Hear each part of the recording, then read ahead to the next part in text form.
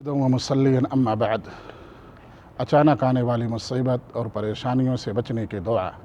अन उस्मान इब्न अफ़्फ़ान रज़ियल्लाहु तआला अन्हु क़ाल समिअतु रसूलल्लाह सल्लल्लाहु अलैहि वसल्लम यक़ूल मन क़ाल बिस्मिल्लाहिल्लज़ी ला यदुर्रु मअ इस्मिही शैउन फ़िल अर्ज़ि वला फ़िस समाई व हुवस समीउल अलीम सलास मर्रातिन लम तुसिबहु फ़जअतु बलाइन हत्ता युस्बिह वमन क़ाल हीन युस्बिहु सलास मर्रातिन लम तुसिबहु फ़जअतु बलाइन हत्ता युमसिअ रवाहु तिर्मिज़ी व अबू दाऊद।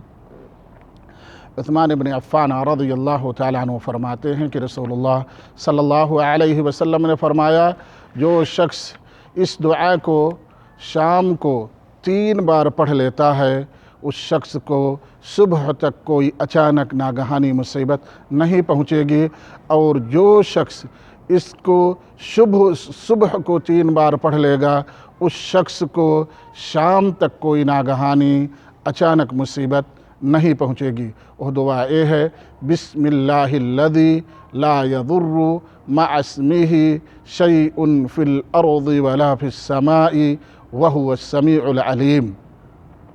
अल्लाह के नाम से, यानी मैं सुबह शाम करता हूँ अल्लाह के नाम से।